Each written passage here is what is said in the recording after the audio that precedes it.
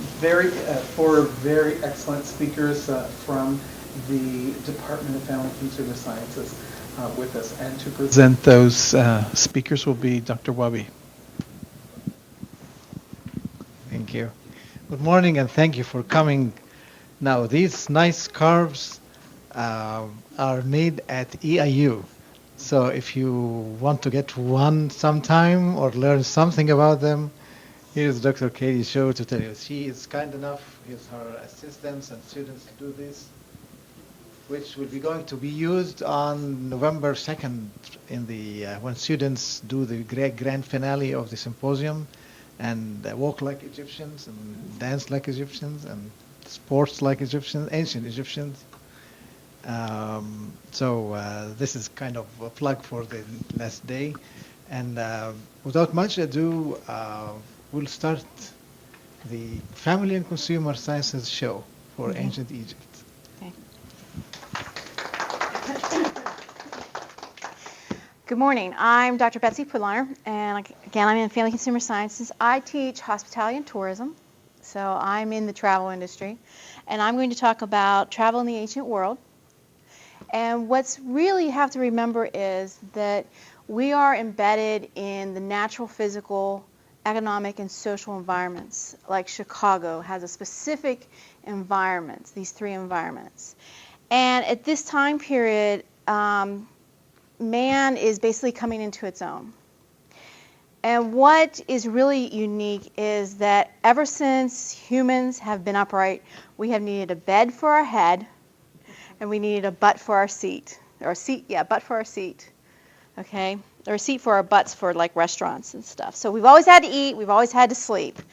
And there are some really interesting, if you look at the timeline, okay, one of the things that starts the modern era of travel is the Sumerians. Now I know this is an Egyptian, it's in the Mediterranean area, but what it is they came up with the idea of money, recording information, so they came up with writing, as well as the tour guide.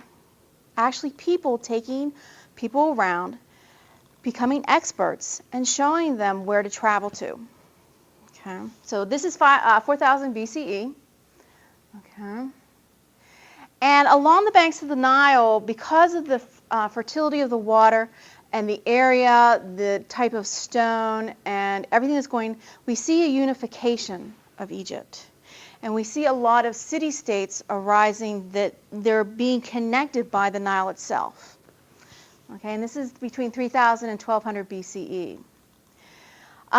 Again, some more technology that is coming about, and this is, I know you're going to think this is really strange, but it's actually an industrial revolution because we see a shift, again, in technology. Technology is playing a great part in the development of different countries, and especially in Egypt. And what we see is not only sturdy crafts, carts becoming available, the wheel, the Sumerians again come up with the wheel, but there's the ability to travel further and farther than they were before. So again, sturdy carts. So the Egyptians are now going and penetrating further into Africa, as well as travel around the Mediterranean. And we see turquoise and copper being extracted in Egypt and the Sinai. Again, they're cutting into the stone and they're building the elaborate tombs for the pharaohs. Now, they may have had other reasons for the building of the Great Pyramids, but actually, because of these curiosities, these colossal buildings that no one has ever seen before, word is getting out because we're able to travel further. And they're bringing people around the Mediterranean. Sturdy river crafts are able to navigate the Nile and the surrounding seas, much more so than before. And we also have now a market segment coming about. Men of great wealth, men of great power are traveling to far distant lands for exchange. It's becoming a world dynamic. So we see greater economic exchange, greater sociocultural impacts or acculturalization, And aculturalization is when two different cultures come together and they either clash or they exchange and become interwoven. Okay? And we also see a change in the physical and natural environment. We see again, the horses are coming in, technology, and we see people chronicling their travel. We see journals coming about. I couldn't find my reference for this, and this is later on in the timeline, but we see, because of the writing capability, people are now jotting down their experiences, and they're talking to people, and they say, look, we need these services.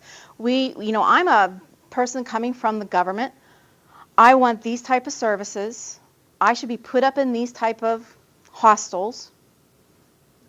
I want, the best food. Okay, I want to be able to travel in relatively peace and quiet. Okay, all right, and they're leaving behind a chronicalization of what they've been doing. And like this gentleman, Prince, I'm sorry, I'm not probably able to say this really correct. Harkuf. Okay. He's left, actually inscribed in his tomb, opened up the way into this country, Sudan, did it in 7 months, and brought back all kinds of goods and rare products. Again, souvenirs. We see the development of travel activities. King of Ur, I don't know if I said that correctly. My dad would be proud. He's a history teacher. Okay. We see the beginning of roads being built. Actually use of products and materials to actually create roads. Now, they didn't come into their own until the Roman times. But again, something to make it easier. We see the first hotels coming about. And they're called caravansaries. Okay? Ooh, don't know if I said that right. And again, it's just not a place for people to lay their heads, but it's also the first bazaars, people to exchange goods. I see something, I like it, I want to take it back with me. Okay. The Phoenicians are now improvising, they're traveling all around the Mediterranean, and they're passing words about the different areas, especially Egypt. They're exchanging their own goods. And they're going as far north as the British Isles. We have a development from the sturdy carts now to the chariot in Egypt. Again, a much more sturdy device to take them around different areas of Egypt, different areas of Africa. And you also see a really big development in military. Again, you want to travel in peace. You want to get from one place to the other and not be bothered. Okay.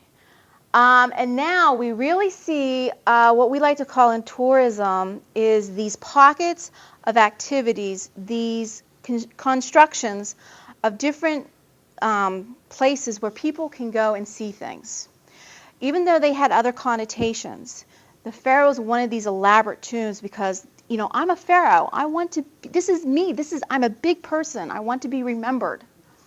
These other people that were traveling around the Mediterranean, they see these things, they say, wow, I can take this back. Look at this. I can take this back to my own country. You've got to go see this. They're taking drawings. They're drawing things. They're actually making the first postcards and taking them back to their own countries. And they're actually creating the trade routes.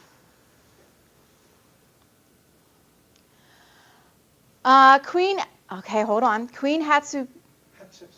Hatshepsut, thank you. Sorry, again, I'm terrible at this.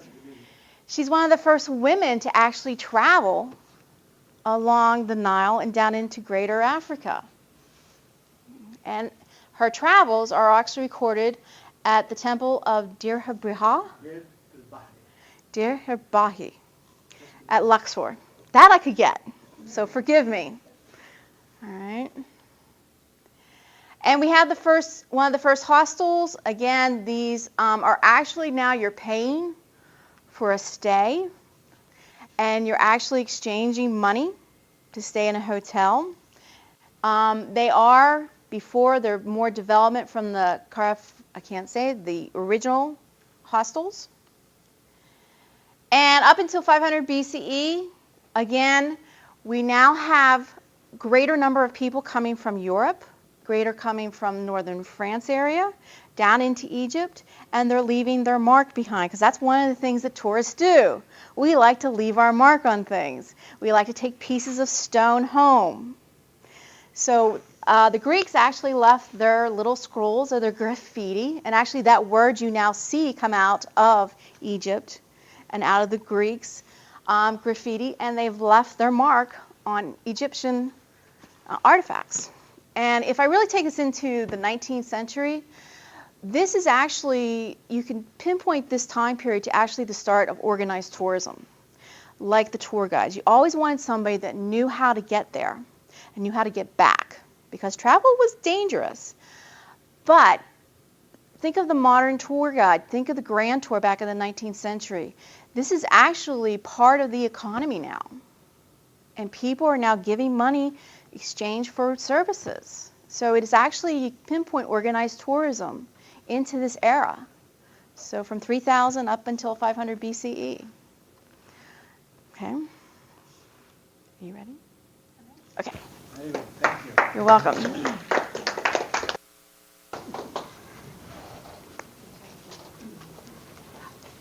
Okay, good morning everybody. My name is Katie Shaw and I teach in Family and Consumer Sciences. I teach textile and apparel design and merchandising as well, which would be the business end of the fashion industry and apparel industry.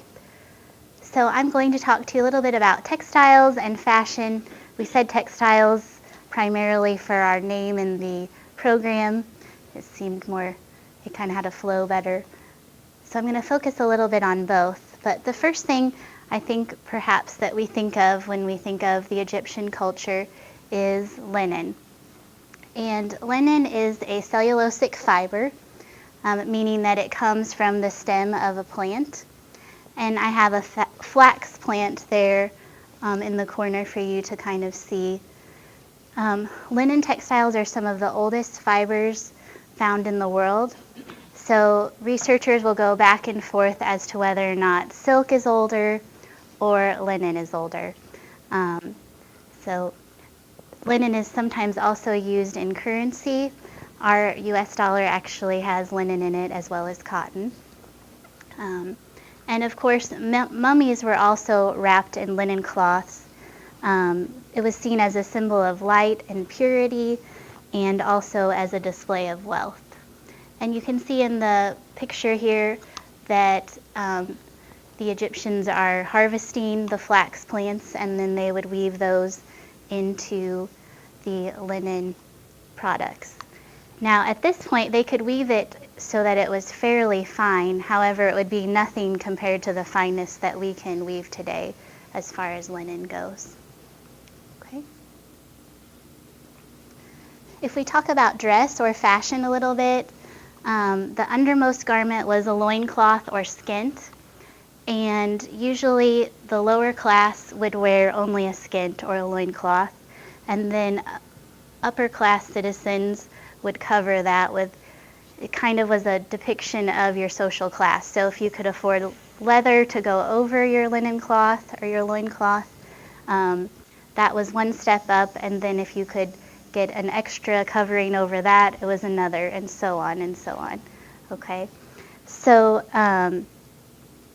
you might have a wrapped skirt, which was called a skinty, and then also women also wore skirts as well. So the dress was fairly similar for men and women.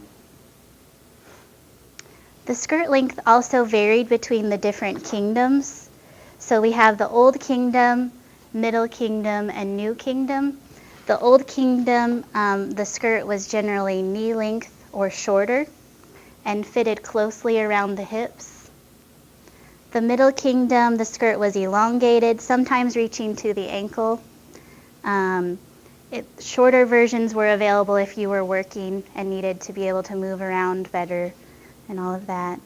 Fabric was usually sheer, and you could see the loincloth visibly underneath it. During the Middle Kingdom, we also, some of the pictures depict pleats being used in their skirts. So that's kind of interesting how they did that. Perhaps they used a starching method or a board to fold the pleats. Okay, and then the New Kingdom, again, we see the use of pleats in the skirts, and they were, again, we saw them get shorter and they fit more closely. So it's interesting that in the Old Kingdom, they were short. The Middle Kingdom, a little bit longer, and then we go back to the short skirt in the New Kingdom. Just like we see in fashion today, in the 60s, it was all about the mini skirts. Then we go back to the maxi skirts, which are really long, and mini skirts, and back and forth as far as, historically what's happening in our environment can affect our fashion. Okay. So women also wore a tight-fitting, colorful dress, often called a sheath dress. And then if I click on this, it shows you that sometimes they had a beaded garment that was put over the wrapped linen sheath underneath. Okay. Does this remind anyone of any Western wear in the 1900s, the 20th century, early 20th century? Exactly. So if this kind of reminds you of a flapper dress, and I have pictures later to show you, but where we see the beaded garments going over and they're see-through, and then a non-see-through garment underneath them. Oh, forgot I could use this. Okay. So makeup was also important during this time, and this is, sometimes people don't think of this as part of fashion, but it's something that we call a body modification. So even lotions could be a part of fashion and a part of makeup. Okay. So it served both cosmetic and health purposes. So they did it not only to make themselves more beautiful and as appealing to the opposite sex, but also lotions to help protect their skin in the hot desert sun and all of that sort of thing. Jewelry was also extremely popular throughout the history of the Egyptian nation.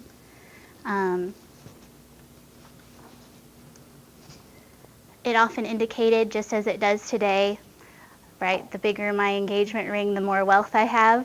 The same was true for the Egyptian culture. It indicates a social position and level of wealth, and even the poor adorned themselves with as much jewelry as possible. So as much as I could get, I would put on. And as we know, they often buried themselves with all of their jewelry with them, and we're thankful for that so that we could discover it and learn about their culture today. So that could be taken and used in the afterlife. This was probably my favorite thing that I learned while discovering and learning about Egyptian fashion, was the discovery of King Tut's tomb. So it was discovered in 1922, and it played a large role in the fashions of the Western world.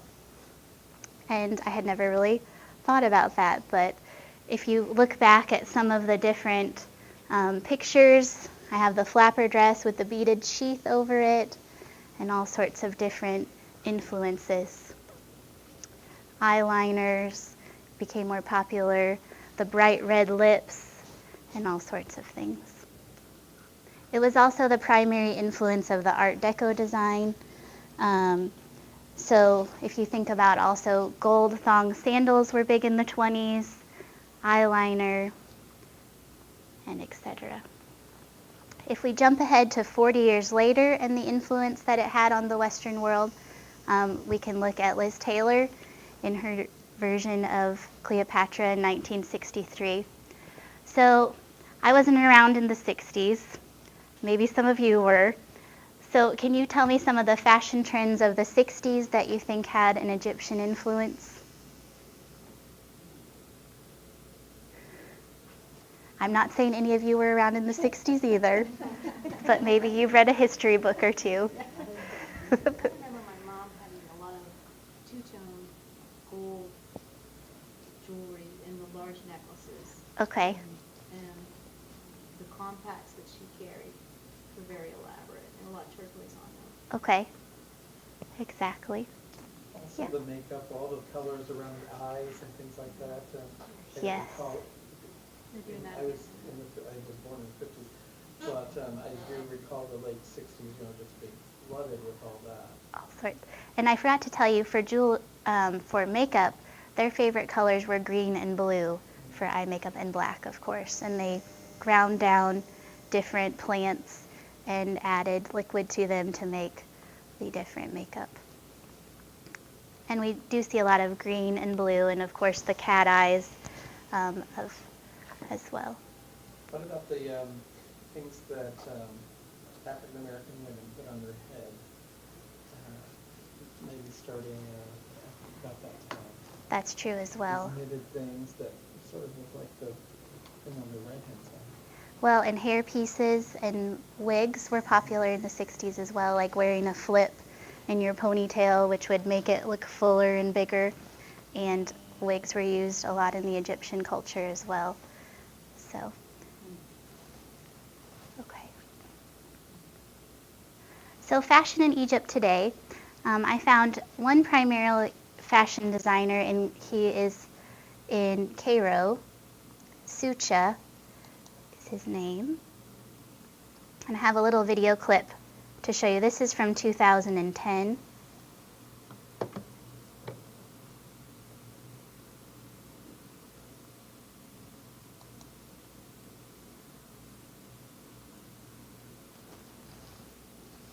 I don't know if there's sound, but we can watch.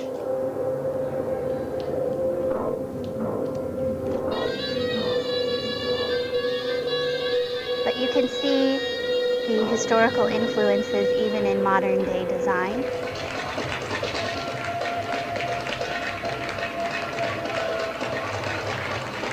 So here the green and gold color is important.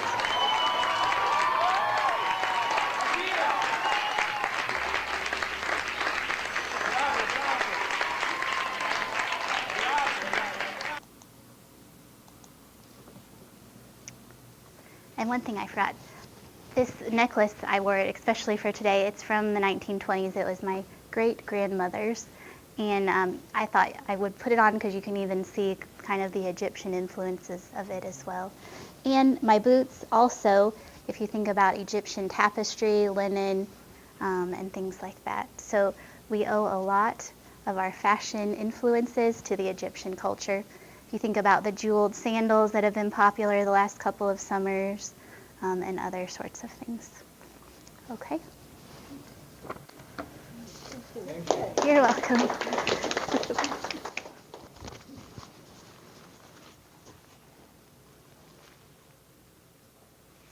Okay, my name is Axton Betts, and I'm an assistant professor of consumer studies in the Family and Consumer Sciences program. And my research interest focuses on identity theft and other consumer fraud issues. And so that's the focus of my presentation today. So as probably many of you know, there are various forms of financial fraud that are increasing not only here at home in the United States, but internationally as well. And fraud is increasing in Egypt, particularly financial fraud. And I have some specific examples of those, including advanced fee scams, credit card fraud, phishing, and I'll describe what that is later, and a variety of other financial frauds. And financial fraud has been in existence for hundreds of years. It's just over time the schemes evolve in different ways. But the basic ideas of financial fraud have been in existence for a very, very long time. So with regard to ancient Egypt and fraud, there was fraud going on with the scribes who were keeping the pharaoh's books. And the scribes, their job was to inventory grain, gold, and anything of value that could be used as currency. There was theft going on with the scribes. They were stealing these items that could be used as currency. And this got to be such a problem over time that the solution was to have two scribes inventory the same items. And if there was any discrepancy between the two scribes, the punishment for both of those scribes was death. So pretty stiff punishment for theft. That's true. That is definitely possible. Financial fraud, again, is a concern in Egypt. And according to the American Chamber of Commerce in Egypt, we need to raise consumer awareness regarding financial fraud. Sounds pretty similar to what we're hearing here at home as well. Again, some examples, and I'll get into each of these as I go through the presentation, include credit card fraud, online bank fraud, and advanced fee scams. In 2009, 62 million was stolen in Egypt from consumers by stealing credit card and debit card information online. One reason that credit card and debit card fraud occurring online is such a problem in Egypt is because security is an issue between the banks and the credit card companies and the merchants, and it's communication is a problem, and basically the security is very, very weak. And so people who commit these scams, commit these frauds, they know it and they take advantage of it. Also in 2009, 53 people were arrested for committing online bank fraud, and these 53 individuals included U.S. nationals and Egyptian nationals. This was the largest online financial fraud ring where they actually had arrests in the United States. What people were doing, this originated in Egypt. Egyptian nationals were sending emails to Bank of America customers and Wells Fargo customers saying that something to the effect of your online bank account password's been compromised, there's something wrong with your account in some way, we need you to click this link, and the link is always in the email. You need you to click on this link and reset your information. And what this particular phishing scam was doing, these phishing emails, they were asking for people's bank account numbers and online bank account passwords. People who got these emails, it elicited fear because they were being told that their account information was compromised. The email looked like it really came from Wells Fargo and Bank of America. And so people were giving their personal information to these scammers.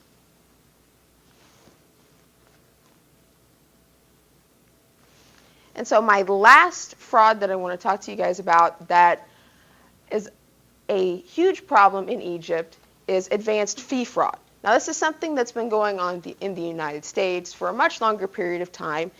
And here in the United States, people are wising up to it. They're not falling for it as much. But in Egypt, this is still a major problem. And what happens is that a potential victim gets an email that says, I can promise you this large sum of money if you send me what amounts to a much lesser fee as a transaction fee. You know, people fall for this stuff. They want that large sum of money. Some people don't believe in the adage that if it sounds too good to be true, it probably is. And so they send the transaction fee to wherever they're directed to send it to.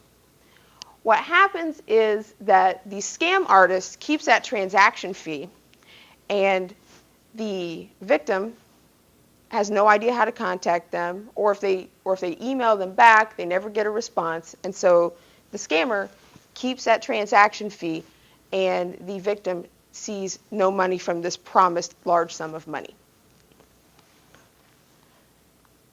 And with that, I will hand it over to Kathy. Ancient Egyptian cookies. Fresh from the pyramid today. Okay, unhook me, please. It's okay. It's okay.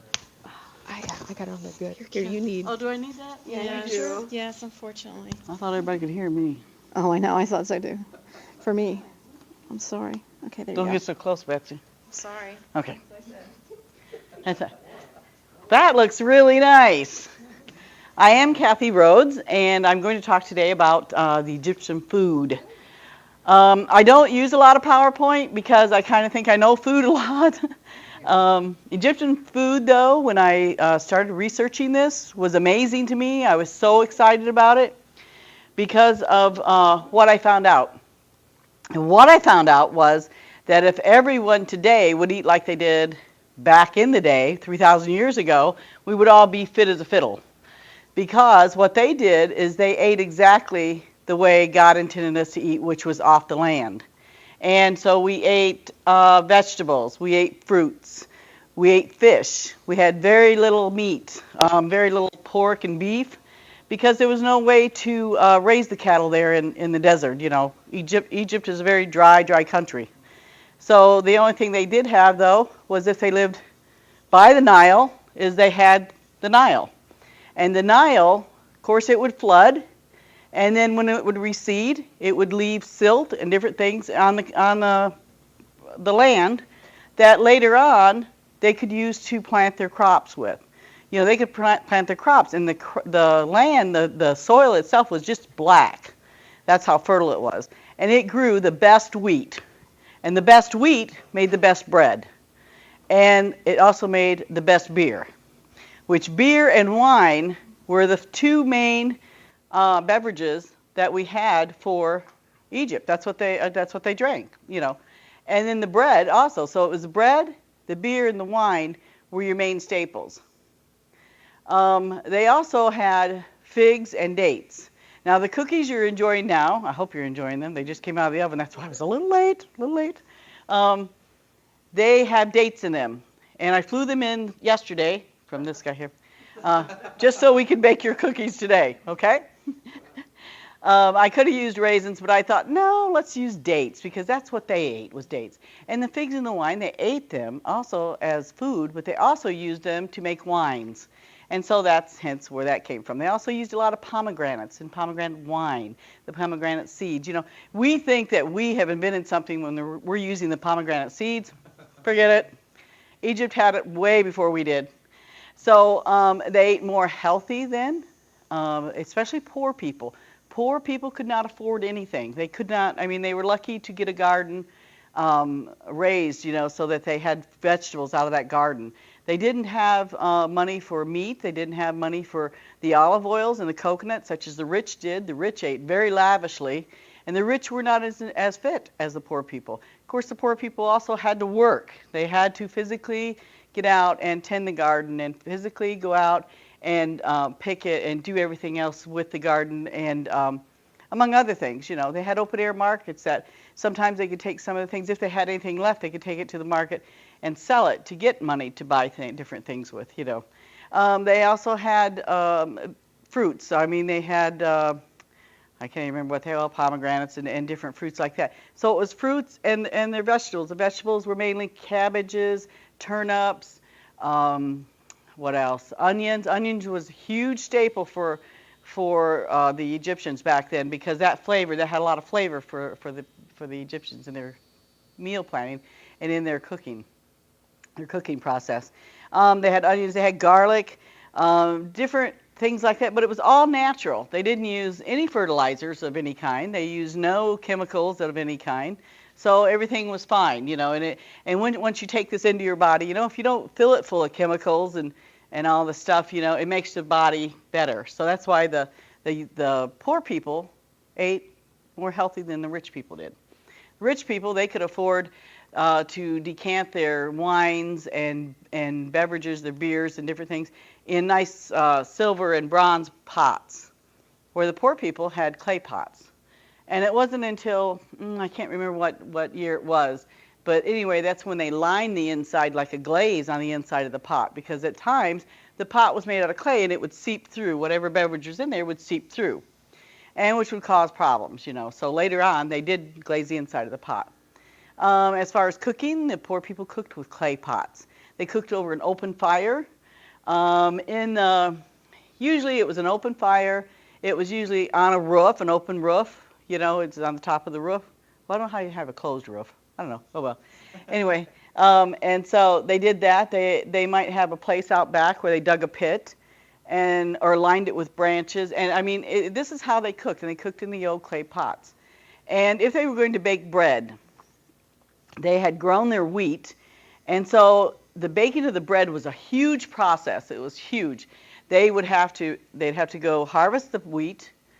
They'd have to dry the wheat, then they'd have to grind it by hand into the flour. Then they'd have to bake the bread, which it just took forever. I mean, because of how their cooking things were. You know, their cooking stoves or whatever they had, their little ovens. So it would take a long time for that. So that was one of the things that they had plentiful of. You know, they didn't have and like I said before, they didn't have a lot of meat or anything, so that's what they ate, was bread and beer. So they did that. They also had the spices, coriander and cumin and, well, garlic. I consider that a spice because it's real flavorful. They had salt. They had different things like that they used to flavor the meats and vegetables with. They also got fish. They got their fish from the Nile. So the Nile was very important to them, not only for their livelihood of the fish, but it was also for the livelihood of the land, because it did make the land very fertile. It also, back in the day, I think Egyptians were one of the first, if I'm wrong, please correct me, was one of the first with the irrigation with the Nile. Was that not correct? Yes. So that too was, you know, we thought we invented the irrigation. No, we didn't. They did many years ago. And that too was very helpful to them to make sure that it was irrigated. So they watered their plants, they watered their crops with it. They drank the water. They bathed in it. They did all kinds of things in that water, I'm sure. They also did their laundry with that Nile River. And they did it also produced a trades market, is that correct? Do you know? Yeah, superhighway of sorts, you know, that they had over many years. So that, and today, I have to tell you this is what I've been practicing all morning. I don't know why I'm having a tough time saying it though. Fafala. Does anybody know what fafala is? What is that? What do we have in Italy? When the Italians came to... No, it's a bean. The fafala bean. The fava bean, yes. Fafala is like a bean cake. And today it's still used. Many of the foods that were back 3,000 years ago or 2,500 years ago has evolved. I mean, we're still eating it today. Hummus is one as well. Hummus, we use hummus. I use hummus a lot in Pantera. We use that a lot as a dip with pita breads, pocket breads. The breads were made in 30 different shapes, you know. I don't know, it's bread, but they wanted to make it in different shapes and make it more interesting. So yeah, so a lot of the things that they did back in the day, we still do today. So I was very, very thrilled and privileged to be able to research the foods, because I thought, you know, it's just food, but I was so interested. I got so wrapped up in how it was made, how they cooked it, and then how they ate it, you know, and who could afford what. And it was all, in all actuality, it was all about who had what back in the day, you know. So kind of like what it is today, but not quite so bad. But it was then, you know. Okay, poor people ate, they were healthy. These people ate, they had money, not so healthy. I think that's the way it is today. So that's what I found out. Thank you. I hope you enjoy the cookies. Very good. Any questions or comments? Excuse me. Well, I have a question for each of our speakers, if I may, and I'll start with food. Kathy, Ruth. In the burial tombs of this size or any other size, you find jars and some grains and some food. What was your take about that? Well, to me, I thought it was for them to take on their journey, because the body was going to take a journey, and that's what it was to me.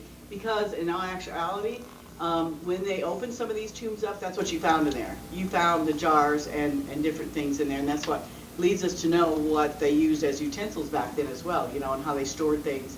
and actually how they preserve things, too, Yeah. which was drying it in jars. They found something very strange, and you correct me in this if you like. At a certain height here, where in the pyramidal shape, the grains were alive still after these many years. Mhm. Because of this shape, they have something about the 1/3 or something that says if you put anything here, the food wouldn't rot or something, and we can experiment with it even now. I mean, you put, for some reason, this shape preserves food. You know what? That's funny that you would say that, because in Clem Hall right now at FCS, we are doing some research on some gluten-free breads, and we have a pizza crust that's laid out for 5 days now, maybe 6 days, I don't know. And it was doing fine. There was no mold or anything on it, and that's what we're trying to make is a shelf-stable bread. And someone had mistakenly put a small calculator on top of that bread, and right where that calculator was at has the outline of mold. So what does that have to do? See how that There's something it there. makes me think, yes. Something in there. That's a good idea. By the way, did they eat meat at the time in ancient Egypt? They did not. The poor did not eat as much meat as the mutton. rich. They had mutton, but it was beef and pork is what the rich ate. But they had to be able to afford to bring it in on the Nile, from other countries. So that's what they ate. They ate prairie animals, birds and things like that as well. Okay. Thank you very much. We'll come back to you if anybody has questions. Go to the fraud and the money. Did you read anything in your research about fraud at the time, or cheating in the marketplace, or any kind of evil thing that happened? Outside of the scribes stealing from the pharaohs, no, I did not run across anything. Okay. Do you have any idea about how much money can they count to million, for example, or just 100 or 1,000 or whatever the currency is? Do they have big sums of money to talk about, not just nickel or dime or something? While what I read didn't give specific numbers, I got the impression that these sums were large for that time period. Okay. Well, last question for you at this time. Some papyri would mention how did they divide money between family members and the wills, how to divide the acres accurately, how to make a replacement or equivalency of square and circle with the pi thing. Does this ring any bell? No. That's interesting for next presentation, yes. I guess. Well, I would ask on that, what was their currency? What was their currency? And your first slide had the little circles. That was What the was money that? of the Sumerians. Oh. That's actually shell money. Oh, okay. It's like a shell money, and then basically that was the currency that was going around that different area until, of course, the barter system and reciprocal agreements and transactions. Tourism. What was the indication of Crete having a hotel or something? That was one of the first organized hostels where you paid for your actual bed, and you actually had your own room, or a dormitory type room, depending on your class system. So it is documented. Before that, I mean, you could stay anywhere. What I didn't get into also was the laws of hospitality. Of course, in that area, it's built into the legal system. You cannot refuse someone hospitality on certain situations. Biblical times, if you read the Bible in Christian terms, again, Mary and Joseph were turned away at the inn. Yes. Again, but the innkeeper could have faced certain problems with that, with the legal systems. In Egypt, of course, it's built into, you're supposed to, again, your table is supposed to be, if you have someone coming in under a class system, your table has to be laid out with certain things for that class system. And if you didn't, you had to put forth money or any type of resources to get those items, specific oils, specific spices, specific foods. Okay, and it was interesting that somebody from the government would say, I'm important, put me in this or that, or feed me with this, or... That's interesting. Yeah, and that was because of the dynamic increase in trade and travel, people being able to go from one place to another, you really see that status quo coming into even more prevalent in other societies. And of course, Egypt took it to that next level, okay, because they were the society of that time period, before the Greeks, before the Romans. Uh, do you find that it is amazing that to us, when we say ancient Egypt, we look back and say all of them are ancient Egypt, but to them, there were 2,000 years between. For example, here you have this stela talking about 1,000 years after this was built. So it is ancient to these guys who made some repair or something to it after 1,000 years. But when we go as tourists or as natives, you look at this and this as one piece, because they're kind of as if you are looking into a series of mountains. You lose the distance. You see them all like. And also, you have to think about, we lose a lot within time, because one nation, comes to prominence, and then, of course, they decline.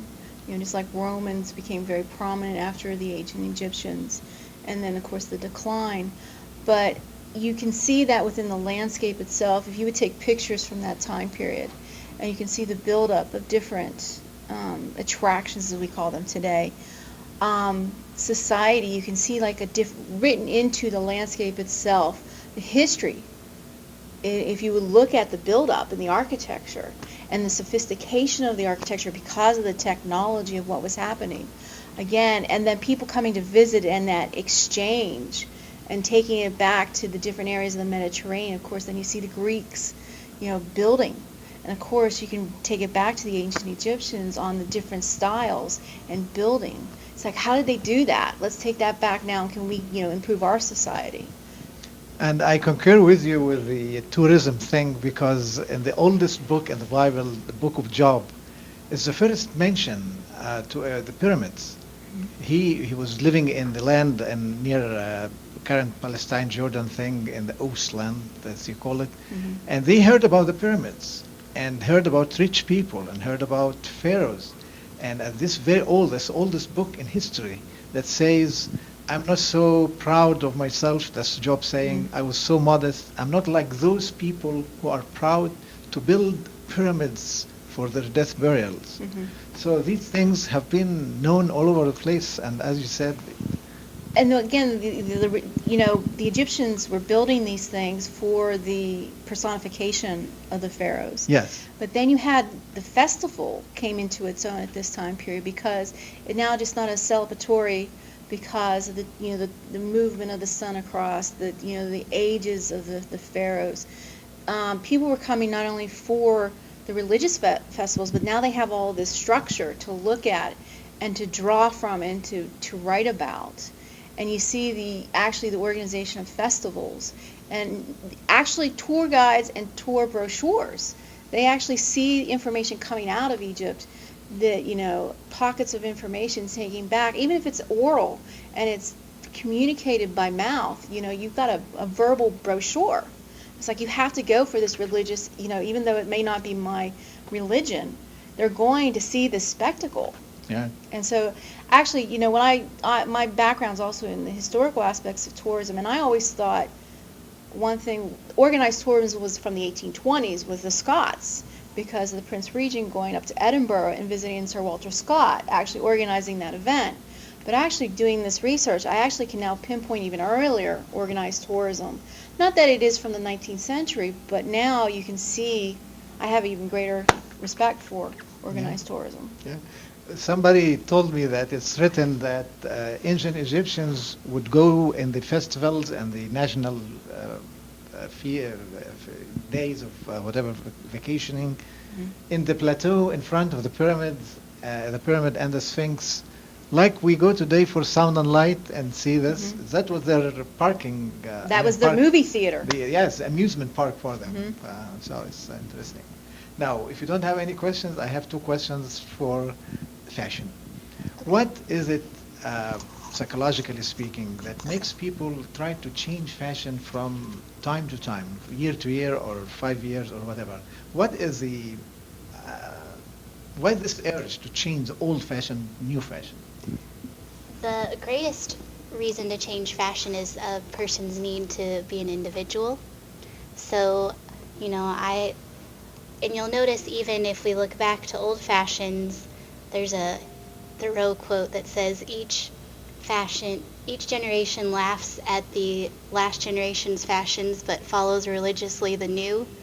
And so I think, you know, things change enough to where as consumers we have to buy the newest thing, but we have so many influences.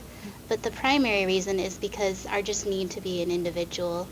And so we develop, you know, we have these subcultures that develop different fashions. So right now the emu fashion movement, which comes from Japan, and you know, the black kind of Hot Topic stores. If you guys, I don't know if you've heard of Hot Topic, but you'll see a lot of the teenagers wearing them. And of course, that leads me to another point, that it comes primarily from younger generations as far as developing.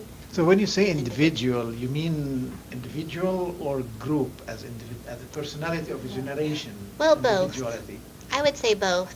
So as much as we want to be an individual and express ourselves, and some more than others, we also want to fit in and not stand out too much.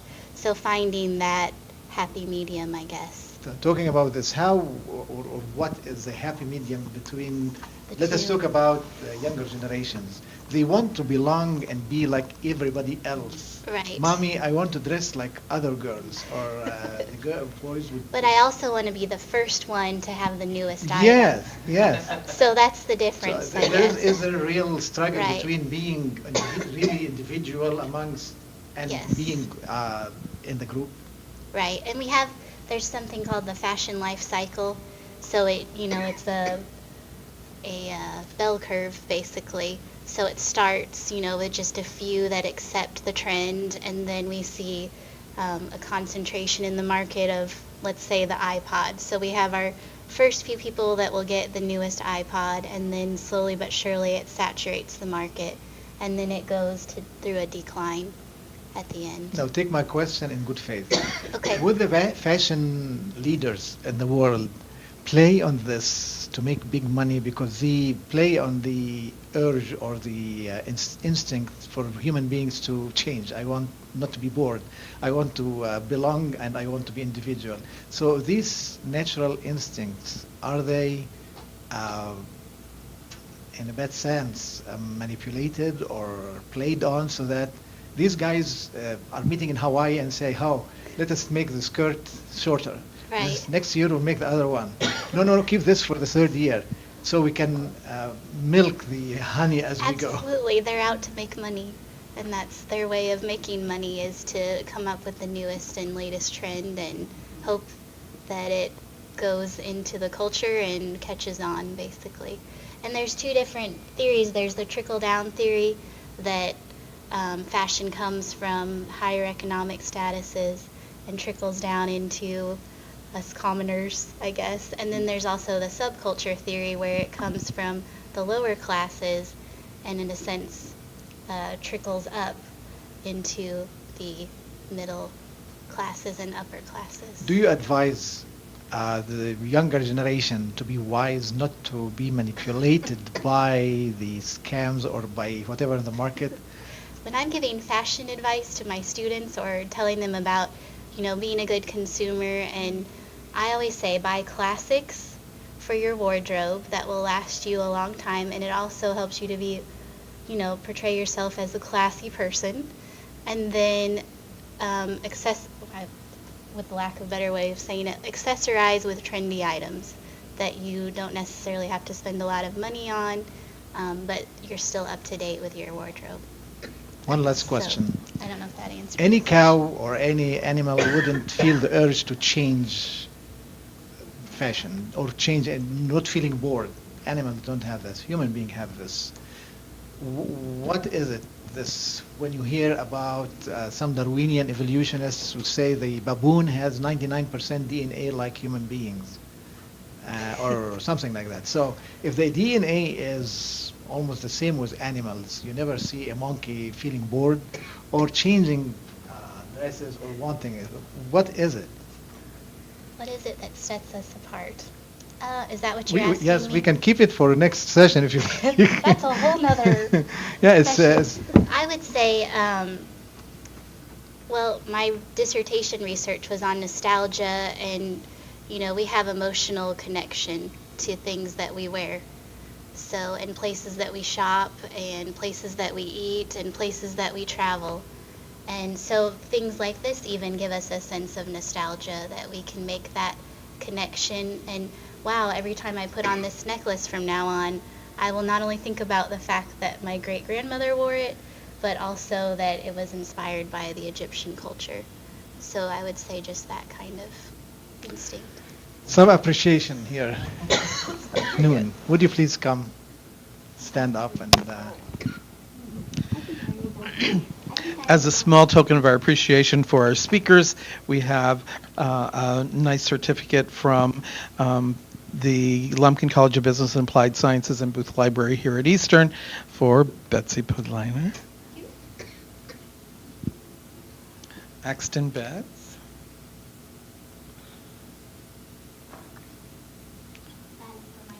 This is your graduate student? Oh, wonderful. I already received mine. You've already have yours. And Catherine Rhodes. Kathy? And thank you for those cookies.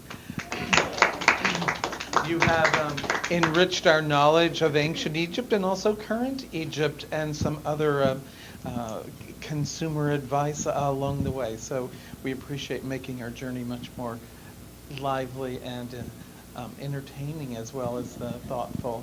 Thank you very much.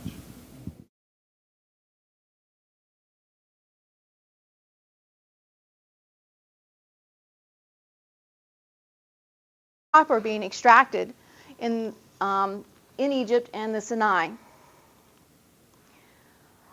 Again, they're cutting into the stone and they're building the elaborate tombs for the pharaohs.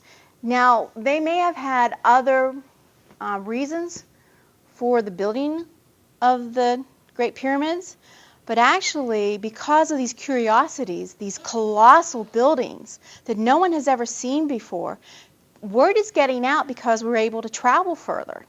And they're bringing people around the Mediterranean. Sturdy river crafts are able to navigate the Nile and the surrounding seas, much more so than before. And we also have now a market segment coming about. Men of great wealth, men of great power are traveling to far distant lands for exchange. It's becoming a world dynamic. So we see greater economic exchange, greater sociocultural impacts or acculturalization. And acculturalization is when two different cultures come together and they either clash or they exchange and become interwoven. Okay? And we also see a change in the physical and natural environment. We see the, again, the horses are coming in, technology, and we see people chronicling their travel. We see journals coming about. I couldn't find my reference for this, and this is later on in the timeline, but we see, because of the writing capability, people are now jotting down their experiences, and they're talking to people, and they say, look, we need these services. I'm a person coming from the government. I want these type of services. I should be put up in these type of hostels. I want, the best food. Okay, I want to be able to travel in relative. And what is really unique is that ever since humans have been upright, we have needed a bed for our head, and we needed a butt for our seat. Or a seat, butt for our seat. Okay? Or a seat for our butts for like restaurants and stuff. So we've always had to eat, we've always had to sleep. And there are some really interesting, if you look at the timeline, okay, one of the things that starts the modern era of travel is the Sumerians. Now I know this is an Egyptian, it's in the Mediterranean area, but what it is they came up with the idea of money, recording information, so they came up with writing, as well as the tour guide. Actually people taking people around, becoming experts, and showing them where to travel to. Okay, so this is 4000 BCE. Okay. And along the banks of the Nile, because of the fertility of the water and the area, the type of stone, and everything that's going, we see a unification of Egypt. And we see a lot of city-states arising that they're being connected by the Nile itself. Okay, and this is between 3000 and 1200 BCE. Again, some more technology that is coming about, and this is, I know you're going to think this is really strange, but it's actually an industrial revolution because we see a shift, again, in technology. Technology is playing a great part in the development of different countries, and especially in Egypt. And what we see is not only sturdy crafts, carts becoming available, the wheel, the Sumerians, again, come up with the wheel, but there's the ability to travel further and farther than they were before. So again, sturdy carts. So the Egyptians are now going and penetrating further into Africa, as well as travel around the Mediterranean. And we see turquoise and copper.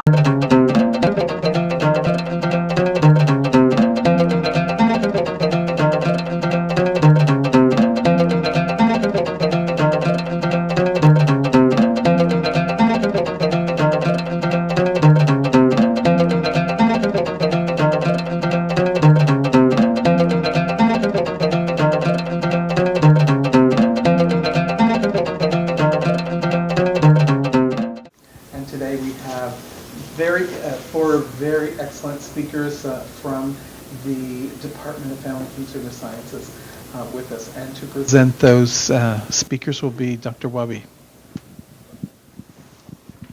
Thank you. Good morning, and thank you for coming. Now, these nice scarves are made at EIU. So if you want to get one sometime or learn something about them, here's Dr. Katie Shaw to tell you. She is kind enough, here's her assistants and students to do this, which will be going to be used on November 2nd in the when students do the grand finale of the symposium and walk like Egyptians and dance like Egyptians and sports like Egyptians, ancient Egyptians. So this is kind of a plug for the last day. And without much ado, we'll start the Family and Consumer Sciences show for ancient Egypt. Okay. Good morning. I'm Dr. Betsy Pudliner, and again, I'm in Family Consumer Sciences. I teach hospitality and tourism, so I'm in the travel industry, and I'm going to talk about travel in the ancient world. And what's really you have to remember is that we are embedded in the natural, physical, economic, and social environments. Like Chicago has a specific environment, these three environments. And at this time period, man is basically coming into its own. And now we really see what we like to call in tourism is these pockets of activities, these constructions of different places where people can go and see things. Even though they had other connotations, the pharaohs wanted these elaborate tombs because, you know, I'm a pharaoh. I want to, this is me. I'm a big person. I want to be remembered.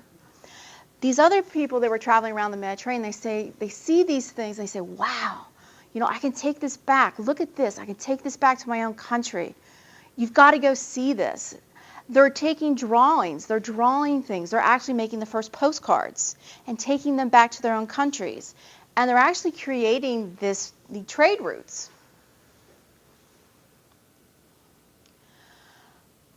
Queen Hatshepsut, thank you. Sorry, again, I'm terrible at this. She's one of the first women to actually travel along the Nile and down into Greater Africa. And her travels are actually recorded at the temple of Dir Herbahi at Luxor. That I could get, so forgive me. All right. And we have one of the first hostels. Again, these are actually now you're paying for a stay. and you're actually exchanging money to stay in a hotel. They are, before, they're more development from the, the original hostels. And up until 500 BCE, again, we now have greater number of people coming from Europe, greater coming from northern France area, down into Egypt, and they're leaving their mark behind, because that's one of the things that tourists do. We like to leave our mark on things. We like to take pieces of stone home. So the Greeks actually left their little peace and quiet, okay? All right. And they're leaving behind a chronicalization of what they've been doing. And like this gentleman, Prince, I'm sorry, I'm not probably able to say this really correct. Harkuf, okay? He's left, actually inscribed in his tomb, opened up the way into this country, Sudan, did it in 7 months, and brought back all kinds of goods and rare products. Again, souvenirs. We see the development of travel activities. King of Ur, I don't know if I said that correctly. My dad would be proud. He's a history teacher. Okay, we see the beginning of roads being built. Actually, use of products and materials to actually create roads. Now, they didn't come into their own until the Roman times, but again, something to make it easier. We see the first hotels coming about, and they're called caravansaries. Okay, ooh, don't know if I said that right. And again, it's just not a place for people to lay their heads, but it's also the first bazaars, people to exchange goods. I see something, I like it, I want to take it back with me. Okay. The Phoenicians are now improvising. They're traveling all around the Mediterranean, and they're passing words about the different areas, especially Egypt. They're exchanging their own goods. And they're going as far north as the British Isles. We have a development from the sturdy carts now to the chariot in Egypt. Again, a much more sturdy device to take them around different areas of Egypt, different areas of Africa. And you also see a really big development in military. Again, you want to travel in peace. You want to get from one place to the other and not be bothered. Okay.